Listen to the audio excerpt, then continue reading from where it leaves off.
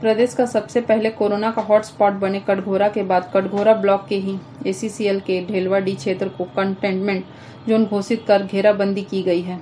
दरअसल लगातार बढ़ रहे कोरोना संक्रमित मरीजों को देखते हुए पूरे इलाके को कंटेनमेंट जोन घोषित करने का प्रस्ताव भेजने के निर्देश मंगलवार को कलेक्टर किरण कौशल ने समय सीमा की साप्ताहिक बैठक में कटघोरा SDM को दिए।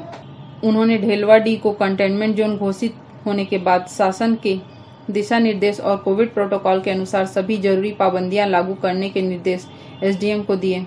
उन्होंने इस क्षेत्र में अब तक मिले सभी कोरोना पॉजिटिव प्रकरणों में सघन रूप से कॉन्टैक्ट ट्रेसिंग करने के निर्देश स्वास्थ्य विभाग के अधिकारियों को दिए।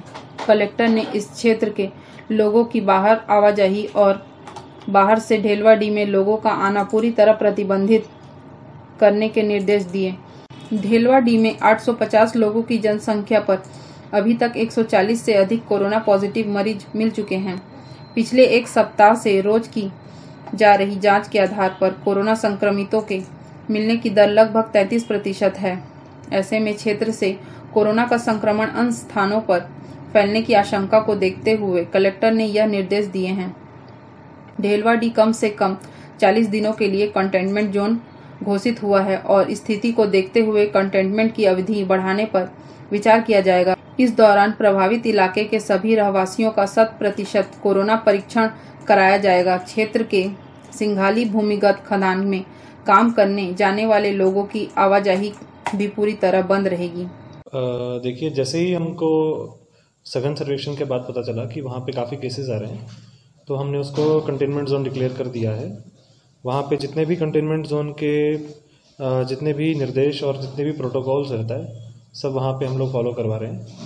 तो बेसिकली उस एरिया को पूरा कंटेन किया जाएगा, किसी तरह की आवाजाही उस पर रोक है, और जिससे कि हम अंदर पहले तो हमारा प्रयास रहेगा कि 100% सैम्पलिंग हो जाए, जिससे ये समझ आ जाए कि कितने लोग अभी कोरोना की चपेट में हैं।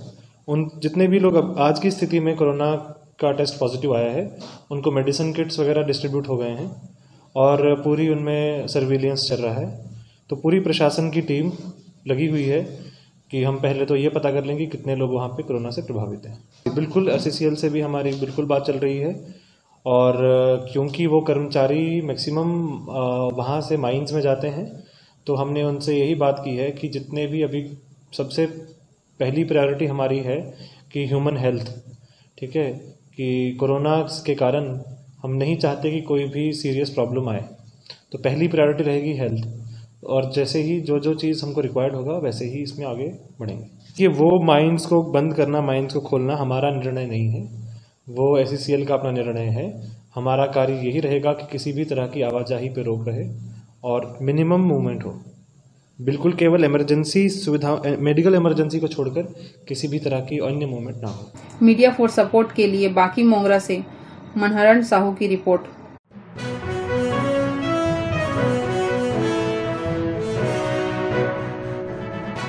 कोरबा में कोरोना के लगातार बढ़ते मामले ने प्रशासन की मुश्किलें बढ़ा दी है। कोरोना सैंपल जांच करा रहे लोग गलत जानकारी दे रहे हैं, जिससे हॉस्पिटल में भर्ती कराने या होम आइसोलेशन कराने में प्रशासन को परेशानी हो रही है। जिला प्रशासन लोगों से सही जानकारी देने की अपील कर रहा है। गलत जानकारी से कोरोना प्रोटोकॉल का पालन नहीं करने से संक्रमण फैलने का खतरा और बढ़ गया है। कोविड-19 के नोडल अधिकारी कुंदन कुमार ने कहा है कि जिला प्रशासन द्वारा जिला पंचायत कार्यालय में 24/7 कोविड कंट्रोल रूम का संचालन किया जा रहा है। हेल्पलाइन नंबर में कोरोना से संबंधित जानकारी 07759222720 पर संपर्क कर सहयोग ले सकते हैं। जिला प्रशासन कोरबा द्वारा 24/7 जो एक हेल्पलाइन सेंटर जो जिला पंचायत में संचालित है, उसका संचालन गत 1-1.5 माह से किया जा रहा है। और ये कॉल सेंटर 24/7 काम करती है, और इसमें जो भी व्यक्ति पॉजिटिव पाया जाता है उसका पूरा ट्रेसिंग करना, वो व्यक्ति होम आइसोलेशन चाहता है नहीं चाहता है, उसकी पूरी जानकारी हमारी टीम द्वारा 24 घंटे ली जाती है। और उसके बाद जो भी होम आइसोलेशन की सुविधाएं हैं, चाहे वो मेडिकल किट पहुंचाना है, और ये सारी सुविधा, मेडिकल किट हो गया, हमारी निगरानी दल जो है वो बार बार जाके उनको विजिट करते हैं, उनको दवाइयाँ उपलब्ध कराते हैं। मैं सीओ जिला पंचायत कोरबा सभी लोगों से अपील ये करना चाहता हूँ कि ज़िला प्रशासन के इस कॉल सेंटर में और ये जो हेल्पलाइन नंबर आपको जो दिए जा रहे हैं उसमें आप कॉल करके कोरोना से लेकर संबंधित कोई भी जानकारी है या कोई भी आपका जस्ट क्लैरिफिकेशन है आप ले सकते हैं। इसका जो हेल्पलाइन नंबर है 07759222720 है। मैं रिपीट करूंगा 07759222720। ये नंबर 24/7 चालू रहता है। आपको किसी भी तरह की समस्या हो, असुविधा हो या आपको होम आइसोलेशन में दिक्कत आ रही हो, आपको किसी कोरोना संबंधित कोई अगर आपके परिवार का सदस्य अगर कोरोना संक्रमित हो जाता है, अगर स्थिति बिगड़ जाती है, आप किसी भी समस्या के लिए 24 घंटे इसमें कॉल कर सकते हैं। छत्तीसगढ़ शासन द्वारा एवं जिला प्रशासन कोरबा द्वारा यह हमेशा प्रयास होगा कि हम उसको जल्दी से जल्दी मदद पहुंचा सके, जिससे वो व्यक्ति को जल्दी से जल्दी लाभ मिल सके।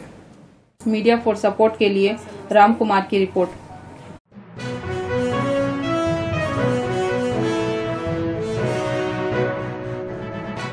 कोरोना काल ने सभी के व्यवसायों को प्रभावित किया है। नवरात्र शुरू हो चुका है, लेकिन मंदिर के पट बंद हैं। ऐसे में मंदिर दर्शन करने वाले श्रद्धालुओं के घर से नहीं निकलने से फल का व्यवसाय करने वालों का धंधा पूरी तरह चौपट हो गया है। न तो लोग मंदिर के लिए निकल रहे हैं और न ही 9 दिनों तक उपवास रखने वाले भी फल पहले जैसे खरीद रहे हैं। फल दुकान वालों का कहना है कि पहले लॉकडाउन और कोरबा में कोरोना के लगातार बढ़ते मामले से लोगों में डर है। यही कारण है पहले जैसे लोग फल का सेवन नहीं कर रहे हैं। भीड़ भाड़ ज़्यादा नहीं चल रहा है सर, लेकिन जो है खरीदारी में मद्दी चल रही है, धंधा पानी नहीं हो रहा है। कारण कहाँ पर समझ में आ रहा है, किस लिए? अब कारण लॉकडाउन लगा हुआ है सर, मंदिर का गेट भी बंद है, आदमी का आवागमन कम हो रहा है, तो उसके वजह से जो है धंधा नहीं हो पा रहा है। पहले जब लॉकडाउन नहीं लगा रहा था सर, नवरात्रि के समय में लगभग 6,000-7,000 की बिक्री आ जाती थी। अभी इस समय 2,000-2,500 की बिक्री आ रही है सर। नहीं चल रहा है सर, किसी तरह रोजी रोटी चल जा रहा है, बस हो गया। पहले मान लो 1,000-1,200 के बिकता था, तो अभी मान लो 1,500-2,000 तक हो जा रहा है। मार्जिन नहीं है ना हम लोगों का। क्या है, जैसे 2,000 का धंधा हो जाए तो 250-300 रुपये रोजी निकल जाता है, बस हो गया। हाँ, मंदिर जैसे खुला रहता है तो उस टाइम हम लोगों का धंधा ज़्यादा होता है। और अभी क्या है, मंदिर की स्थिति? अभी मंदिर की स्थिति तो बंद है, तो कहाँ से होगा धंधा? खरीदारी नहीं कर रहे हैं। हाँ। मीडिया फॉर सपोर्ट के लिए राम कुमार की रिपोर्ट।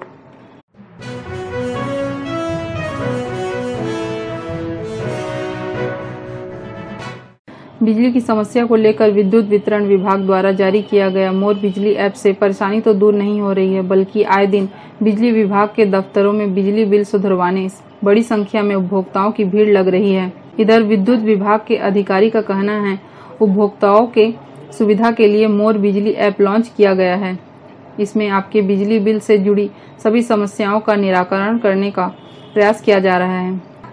यदि किसी उपभोक्ता के मीटर की रीडिंग महीनों से नहीं हुई है तो वो अपने मोबाइल से मीटर रीडिंग की फोटो खींचकर ऐप पर अपलोड कर सकते हैं। उसका बिजली बिल जनरेट हो जाएगा। और भी बिजली से जुड़ी समस्या है तो ऐप के माध्यम से शिकायत दर्ज करा सकते हैं।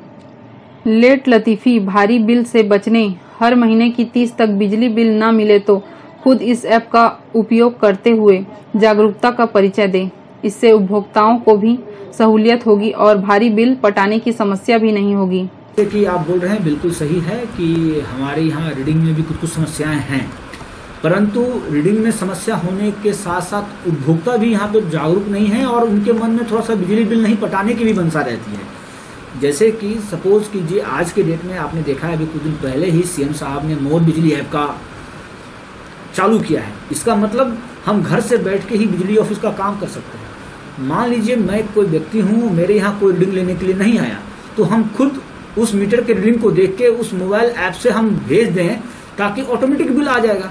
परंतु व्यक्ति का क्या होता है, जैसे मान लीजिए मैं रीडिंग लेने नहीं गया और आपको मैंने 20 रुपये का रीडिंग दे दिया, पैसा दे दिया, तो आप खुशीपूर्वक पटा देते हैं। आपको लगता है चलो बहुत कम बिल आया है, परंतु उपभोक्ता को ये देखना चाहिए कि यह बिल रीडिंग का नहीं है, ये एक मिनिमम बिल आ गया है, या हो सकता है रीडर के द्वारा आपके घर न जाकर कहीं बैठ के रीडिंग ले लिया गया है। तो ऐसी परिस्थिति में कृपया आप रीडिंग को अपने मीटर से चेक करें। आपको लगता है कम है तो आप कार्यालय में संपर्क करें। होता क्या है कि मान लीजिए मैं 5 महीना आपके यहाँ रीडिंग लेने नहीं गया और आपका शिकायत भी मेरे पास नहीं आया, तो उपभोक्ता का शिकायत हमारे समक्ष कैसे आएगा? जब तक आप हमको न बताएंगे। और अगर इकट्ठा बिलिंग आता है तो हमारे पास आके संपर्क करें, उसका हम स्लैबिंग करते हैं। स्लैबिंग अगर कर दिया जाए तो 20 से 25% बिल राशि कम भी हो जाती है और आप जो साल भर का पैसा पटाए हैं वो माइनस होके आती है। तो अगर एक जागरूक उपभोक्ता बने, जागरूक मीन्स आप रीडिंग को वॉच करें। 30 तारीख हुआ, आप मोर ऐप को डाउनलोड कर लें और उसके थ्रू ही आप रीडिंग को सेंड करें। वो ऑटोमेटिक हमारे जेई साहब के यहाँ पे पहुंचेगा और हम उसी बिल को पंच करके आपके खुद व्हाट्सएप पे वो मैसेज आ जाएगा, मोर ऐप के थ्रू आपको आ जाएगा कि आपका बिजली बिल क्या है। इससे यही होगी कि जो 1 साल से बिल नहीं हो रहा है, 5 महीने से बिल, उससे आप बचे आ जा सकते हैं। और दूसरा चीज़ मैं इस चैनल के माध्यम से अवगत करवाना चाहूँगा कि कोरबा में किसी भी बाहरी व्यक्ति के लालच से आके बसें कि मैं रीडिंग कम करवा दूंगा, आपका बिल को 0 करवा दूंगा, इससे अवश्य बचे। अगर कोई शिकायत होती है डायरेक्टली जेई साहब से संपर्क करें। अगर उससे भी आप संतुष्ट नहीं हैं तो आप हमारे पास भी आ सकते हैं। कुछ समय लग सकता है परंतु आपके शिकायत का निराकरण जरूर होगा। लास्ट में मैं यही बोलना चाहूँगा, कम बिजली बिल आता है तो उसको आप ये मत सोचिए कि मेरा बहुत कम बिल आया है। कृपया आप मीटर से जांच करें, तभी आप पता करें कि मेरा बिल सही है कि नहीं सही। मीडिया फॉर सपोर्ट के लिए राम कुमार की रिपोर्ट।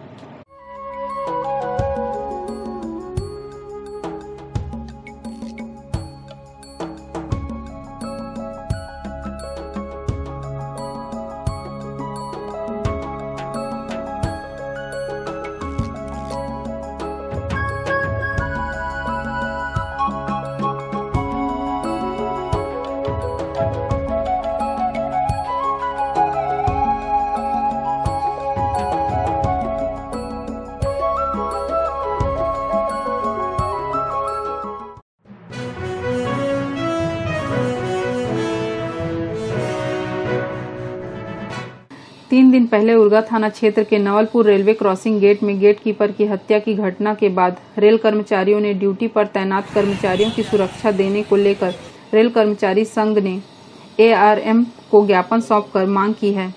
केबिन या दूर सुनसान जगह पर ड्यूटी कर रहे रेल कर्मचारी के सुरक्षा के मद्देनजर सुरक्षा देने और CCTV कैमरे लगाने की मांग की है। कर्मचारियों का कहना है कि नवलपुर की घटना से रेल कर्मी दहशत में हैं। ऐसे घटना को रोकने रेल प्रबंधन को पहल करने की जरूरत है ताकि ऐसी घटना होने से रोका जा सके। कल जो घटना हुई, रेल कर्मी हमारा एक रेल परिवार के नाते भाई ही है और जैसा हमको उसका पहला सूचना मिला है फोटो के माध्यम से, व्हाट्सएप के माध्यम से, उसमें देखकर कोई भी ये बोल सकता है कि उसके साथ आके हावी हो के किन्हीं ने उनको बहुत बुरी तरह से हमला किया है। किसी तरह से उनको ऐसा भी नहीं हुआ, बीच बचाव का मौका मिला है।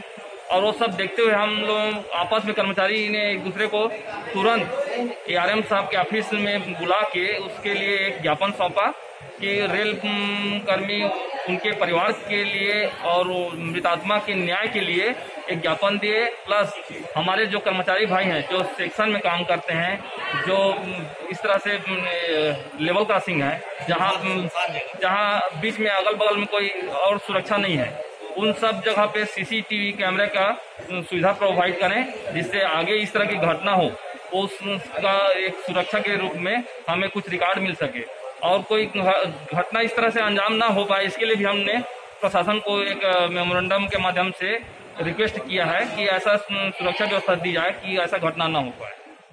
मीडिया फॉर सपोर्ट के लिए ईश्वर राठिया की रिपोर्ट।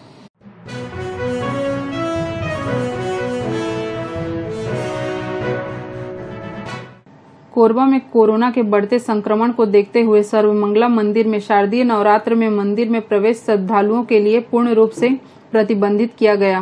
मंदिर परिसर में 16 CCTV कैमरे से निगरानी की जा रही है। मंदिर में प्रवेश प्रतिबंधित होने पर श्रद्धालु मां के दर्शन करने पहुंचकर मंदिर के बाहर से ही दर्शन कर मत्था टेक रहे हैं। मंदिर के पुजारी मयंक पांडे ने बताया कि कोरोना प्रोटोकॉल का पालन के लिए सर्वमंगला मंदिर प्रबंधन कटिबद्ध है। नवरात्रि जो है उसमें श्रद्धालुओं का आना पूर्ण प्रतिबंध है।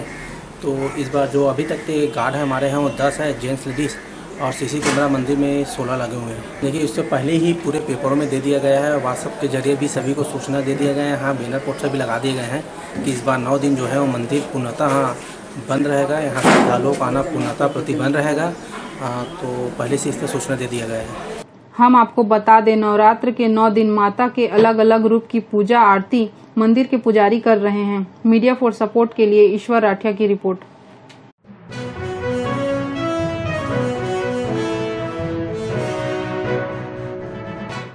कोरबा के सीएसईबी कॉलोनी में अनाधिकृत रूप से रहने वालों के खिलाफ युवक कांग्रेस ने अनिश्चितकालीन भूख हड़ताल शुरू कर दिया है। युवक कांग्रेस का कहना है कि प्रबंधन की मनमानी अवैध रूप से लोगों को क्वार्टर दिया गया है। वर्ष 2016 से सीएसईबी द्वारा क्वार्टर अलाटमेंट बंद कर दिया गया है। एक व्यक्ति द्वारा 5-5 आवास कब्जा कर किराया में चलाया जा रहा है। युवक कांग्रेस ने 16 अक्टूबर को प्रबंधन को ज्ञापन सौंपकर मांग की थी, लेकिन कोई कार्रवाई नहीं होने पर जूनियर क्लब सिविल ऑफिस के सामने अनिश्चितकालीन भूख हड़ताल युवक कांग्रेस के बैनर तले किया जा रहा है। युवक कांग्रेस के जिला अध्यक्ष नितिन चौरसिया ने बताया कि अवैध रूप से सीएसईबी के आवासों में लोग रह रहे हैं, जो जुआ, शराब और अन्य अवैध कार्य कर रहे हैं। जब तक लिखित आश्वासन अधिकारियों द्वारा नहीं मिलेगा, तब तक अनिश्चितकालीन भूख हड़ताल जारी रहेगा। कोरबा जिला युवा कांग्रेस के द्वारा सीएससी प्रबंधन की जो मनमानी है, जो अपने मनमाने तरीके से अवैध रूप से जो अपने आवासों में जो सीएसपी के जो क्वार्टर्स हैं, आवास है, इनमें इनलीगल अनाधिकृत व्यक्तियों को घुसा के रखे हैं। क्योंकि हम जो जानकारी हमको मिली है कि 2016 के बाद से जितने भी गैर शासकीय लोग थे उनको अलॉटमेंट हो रहे थे, लेकिन 16 के बाद से अलॉटमेंट होना बंद हो गया था। लेकिन उस 2016 के बाद से तब भी ना आज कम से कम सैकड़ों की संख्या में जो परिवार वहाँ रह रहे हैं, या तो एक आदमी 5-5 क्वार्टर पे कब्जा करके बेजा कब्जा के हिसाब से किराए पे चढ़ा के रखा है, या फिर शराबखोरी का अड्डा, यासी का अड्डा बना के रखे हैं। तो इसी के विरोध में आज कांग्रेस द्वारा ये भूख हड़ताल सांकेतिक की गई है। और जब तक हमारी मांग पूरी नहीं होती है, तो प्रबंधन के द्वारा कोई लिखित आश्वासन नहीं मिलता हमको, तब तक हम यहाँ से हटेंगे नहीं। कर्मचारी जो रह रहे हैं उनको तो परेशानी होती है, जो इनलीगल लोग जो वहाँ पर रहते हैं उनकी गुंडागर्दी कुछ ज़्यादा अपने चरम पे है। क्योंकि अब शासकीय लोग जो रहते हैं वो नौकरी चाकरी और बीवी बच्चे परिवार वाले होते हैं, तो उनसे ज़्यादा उलझना नहीं चाहते। लेकिन जो बाहरी व्यक्ति हैं वो अपने 4 लोगों के दम पे गुंडागर्दी करते हुए बल्कि उल्टा इन्हीं लोग को चमकाते हैं, इन्हीं लोग को डराते हैं, धमकाते हैं। और एक आदमी 5-5 क्वार्टरों को अपने कब्जे में रखकर, ये सब एकदम गलत है। और पूरा प्रबंधन के खिलाफ हमारी भूख हड़ताल जारी रहेगी। हमने प्रबंधन को 16 तारीख के ज्ञापन में स्पष्ट रूप से कहा था कि इसमें उचित कार्रवाई करने की कृपा करें, लेकिन उनके द्वारा ऐसा कोई आश्वासन, कोई जवाब हमारी तरफ हमारे पास नहीं आया है। इसलिए हमने जो घोषणा की थी कि 20 तारीख को यूथ कांग्रेस के द्वारा भूख हड़ताल की जाएगी, और आज उसी सिलसिले में ये अभी तक अधिकारी की तरफ आधिकारिक पुष्टि यहाँ पर कुछ नहीं हुई है, ना कोई अधिकारी आया है। क्योंकि हमारा ये हड़ताल है junior club sub division office के सामने है। यहाँ सिविल ऑफिस भी लगातार है, वो लगा हुआ है, जहाँ पे वहाँ के जो संबंधित अधिकारी पदाधिकारी हैं, जो भी है, जो पूरी कॉलोनी का रखरखाव मेंटेन और उनकी देखरेख में कितने लोग रहते हैं, कितने लोग बाहरी हैं, सब जानकारी उनके पास है। बिना किसी के मिली भगत के ऐसा पॉसिबल नहीं है। ये अधिकारी डायरेक्ट अपना हाथ नहीं फंसाते, लेकिन उनके बीच में जो मीडिएटर लोग जो रहते हैं वो किसी न किसी दलाली के माध्यम से, क्योंकि बिना अधिकारियों की मिली भगत के बिना ये संभव नहीं है। आप किसी की संपत्ति पे अपना अधिकार नहीं जमा सकते जब तक कि आपके ऊपर कोई उचित संरक्षण प्राप्त ना हो। मीडिया फॉर सपोर्ट के लिए ईश्वर राठिया की रिपोर्ट।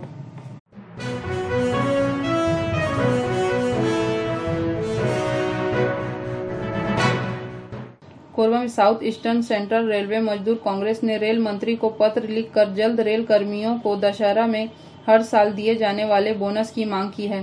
कोरोना की वजह से रेल कर्मियों ने जान गंवाई, उनको श्रद्धांजलि देते हुए रेल कर्मियों ने 2 मिनट का मौन रखा। रेल कर्मियों ने रेल मंत्री को लिखे पत्र में कहा है कि कोरोना काल के समय रेल कर्मचारी निष्ठापूर्वक अपने कार्य का निर्वहन करता रहा। रेल ही एकमात्र संस्थान है जो पूरे संकट के दौरान जरूरत की सामग्री यात्रियों का परिवहन करता रहा। हर साल रेल कर्मियों को दशहरा से पहले बोनस भुगतान किया जाता रहा है, लेकिन दुर्भाग्यवश रेल मंत्रालय के द्वारा अभी तक बोनस के संबंध में कोई आदेश जारी नहीं किया गया। इसको लेकर रेल कर्मियों में निराशा और आक्रोश व्याप्त है। साउथ ईस्टर्न सेंट्रल रेलवे मजदूर कांग्रेस ने रेल मंत्री से बोनस की मांग जल्द पूरा करने की मांग की है। यदि मांग जल्द पूरी नहीं होगी तो रेल कर्मी आंदोलन में जाने को बाध्य होंगे, जिसकी पूरी जिम्मेदारी भारत सरकार की होगी। इसका जो प्रदर्शन है वो हमारे south east central Mazdoor Congress के GS general secretary Shri K S. Murthy के निर्देश में और डिविजनल कोऑर्डिनेटर श्री कृष्ण कुमार के निर्देशों में किया जा रहा है। और ये बिलासपुर डिवीजन ही नहीं, पूरा जोन में किया जा रहा है। क्योंकि कोरबा भी एक बड़ा जगह है, तो यहाँ पर भी हम जो है सभी जो है एकता प्रदर्शन कर रहे हैं और इसका विरोध कर रहे हैं। और जैसा कि हमें निर्देश किया जाता है, जैसा भी निर्देश किया जाएगा ऊपर से, तो हम आगे इस कार्रवाई को करेंगे। जैसा उन्होंने कहा है कि 48 घंटा या जैसा उन्होंने समय दिया है, जैसा कि आप उसके बाद जो भी निर्देश किया जाएगा उसके हिसाब से वाजिब एक्शन यहाँ पे लिया जाएगा। मेरे साथ आप सभी मतलब इसमें जो है इसमें कौन कौन शामिल है आपके जो प्रदर्शन पे?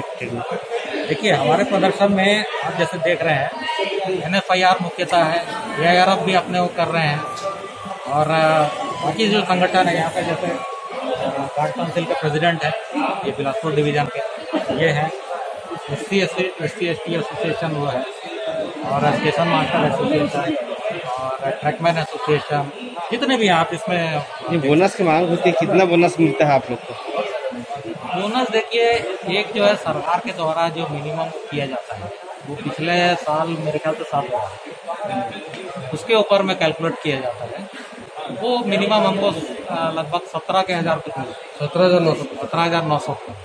मीडिया फॉर सपोर्ट के लिए ईश्वर राठिया की रिपोर्ट।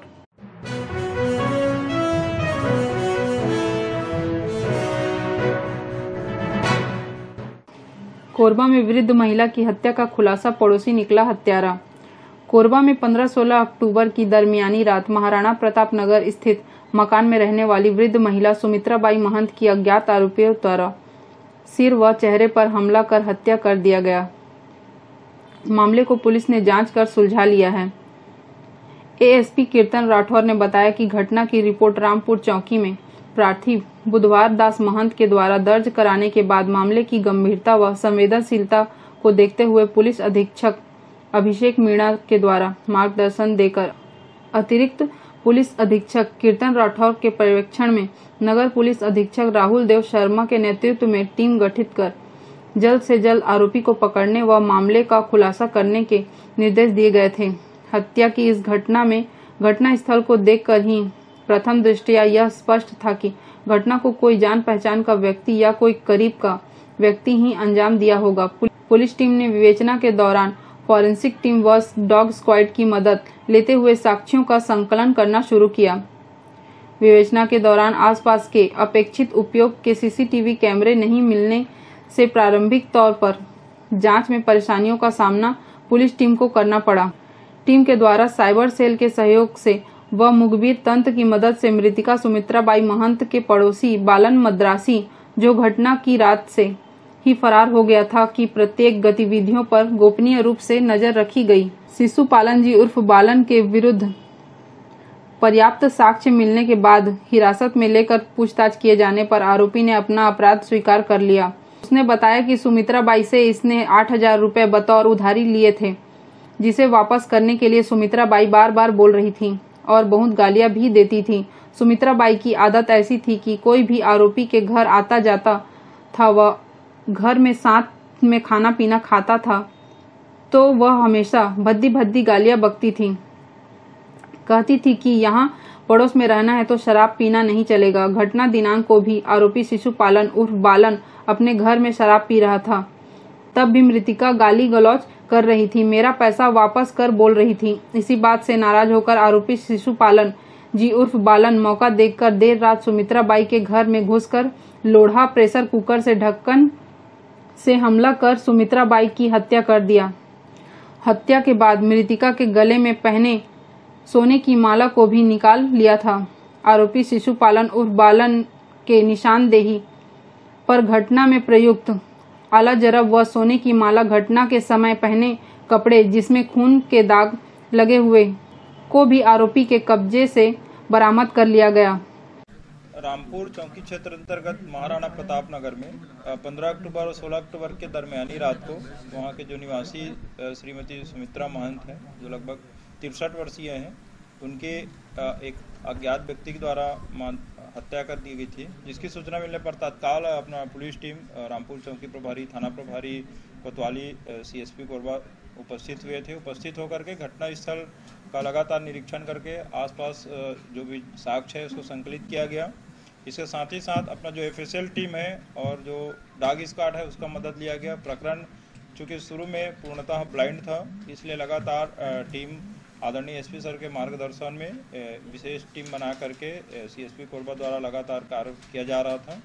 इसी दौरान पता चला कि उस मृतिका है, उसके घर से जस्ट लगा हुआ बगल घर में एक मद्रासी रहता है, बालान मद्रासी, उसका मृतिका के साथ बातचीत था। और पूर्व में चूँकि मृतिका को पेंशन मिलता था तो आपस में इनका पैसे का भी लेन देन था। इस दौरान वो कुछ पैसा 8,000 रुपये उधार लिया था, जिसको मृतिका द्वारा बार बार मांगे जा रहा था। उसके बाद ये वापस नहीं कर रहा था। इस पर इनका आपसी मनमुटाव था, विवाद था। इसी दौरान और कई बातों से पता चला था कि इनके बीच में कई चीज़ों को लेकर पहले भी लड़ाई हो रहा था। तो घटना दिनांक को चूँकि मृतिका घर में अकेले रहती थी तो अकेलेपन का ये लाभ उठाते हुए उसके घर गया था पीछे एक दरवाजा से, और पैसे को लेकर के, लेन देन को लेकर के इनका वाद विवाद हुआ। तो इसके द्वारा घर में रखा हुआ जो कुकर है और पत्थर का जो लोढ़ा है उससे उसके सिर में प्राणघातक हमला किया गया, जिससे मृतिका तत्काल घटना स्थल पर ही उसकी मौत हो गई। मौत होने के बाद फिर ये जो है वो संदिग्ध होकर के वहीं से फरार हो गया था। इनके संबंध में पतासाजी करने पर ये जो पता चला कि इसको सुबह 7 बजे दर्री से पार्टी को लेकर बाहर जाना था और सुबह 7 बजे न जा करके रात को 3 बजे चला गया था।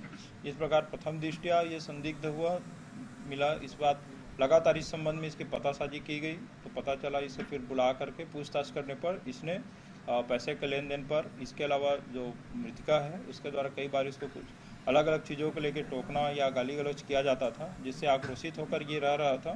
इसी बात को लेकर इसके द्वारा उसका हत्या करना कबूल किया है। मृतिका के शरीर पर जो हार था वो आरोपी के कब्जे से बरामद करने में महत्वपूर्ण सफलता मिला है। आरोपी को प्रकरण में 302 धारा के तहत गिरफ्तार करके विधिवत अभी माननीय न्यायालय में समक्ष रिमांड में पेश किया जा रहा है।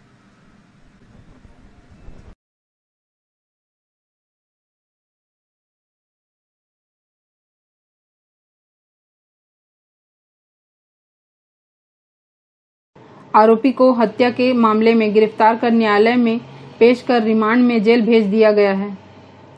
मीडिया फॉर सपोर्ट के लिए ईश्वर राठिया की रिपोर्ट।